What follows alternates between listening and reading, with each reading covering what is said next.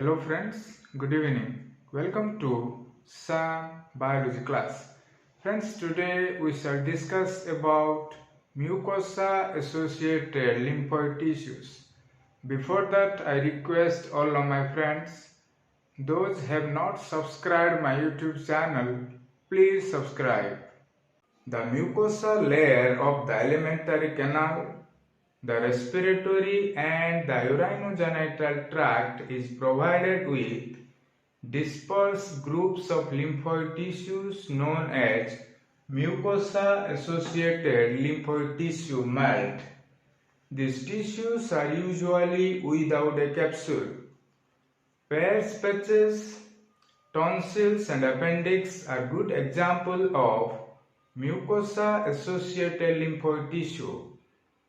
They are found in the mucosal membrane of the alimentary canal. Hence, these tissues are also known as gut-associated lymphoid tissues. Payer's patches or aggregated lymphoid nodules are organized lymphoid follicles. They are an important part of gut-associated lymphoid tissue found in humans in the lowest portion of small intestine, mainly in the distal jejunum and the ileum. It also could be detected in the duodenum. The structure of these patches were clearly described by Swiss anatomist Johann Conrad Payer in 1677. Hence, these patches are named as Payer's patches. Payer's patches are observed as elongated thickenings of the intestinal mucosa measuring a few centimeters in length. In human beings, 100 Payer patches are found. Microscopically, Payer's patches are round or oval lymphoid follicles similar to lymph nodes. They are located in the mucosal layer of the ileum and extends into the submucosa. The number of these patches peak at an age of 15 to 25, then it declines during the adulthood.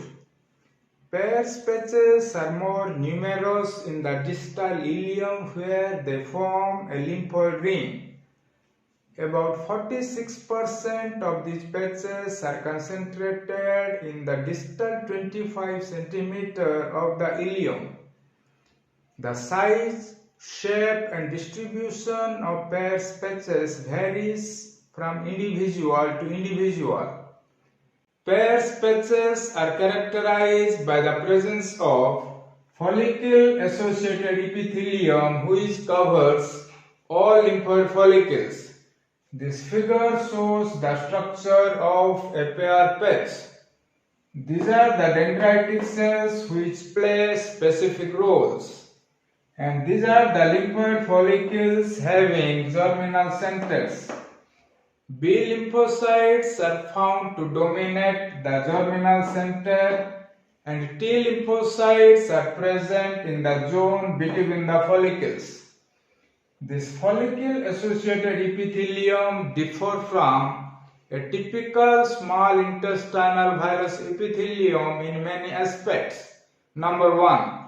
Follicle-associated epithelium is characterized by the presence of a fewer goblet cells. As a result, the mucous layer is thinner. FAE is also characterized by the presence of specialized M cells or microfold cells which facilitate the uptake and transport of antigens from the intestinal lumen. Number 3. The basal lamina of this epithelium is highly porous than the intestinal villus. And finally, the follicle-associated epithelium is less permeable to ions and macromolecules, basically due to the higher expression of tight junction proteins. The main function of the Payer patches is to trap, surveil and destroy antigens that enter the intestinal lumen. Another secondary lymphoid tissue is tonsil. Tonsils are secondary lymphoid tissues encircling the pharynx. These tissues are usually without a capsule. Tonsils are rather larger in childhood and tend to diminish with age. They are structurally similar to thymus. Tonsils contain a considerable amount of lymphoid tissues, which mainly consist of B lymphocytes. These lymphocytes are compactly arranged to form lymphoid follicles, which have large germinal centers. Based on the location, there are three types of tonsils.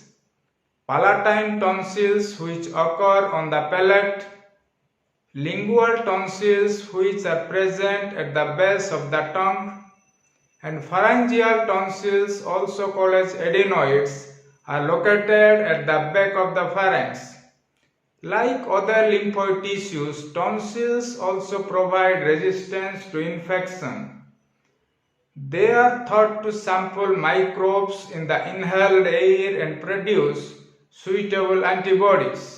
Appendix is another secondary lymphoid tissue performing a dual role. First, it is a concentrate of lymphoid tissues resembling pear patches. It is the primary site for production of immunoglobulin A, which is crucial in regulating the density and quality of the intestinal flora. Second, given its shape and position, appendix could be a unique niche for commensal bacteria. It is rich in biofilms which continuously sets bacteria into the intestinal lumen. So friends, this is all about various secondary lymphoid tissues. For more updates, please subscribe my YouTube channel, Sam Biology Class.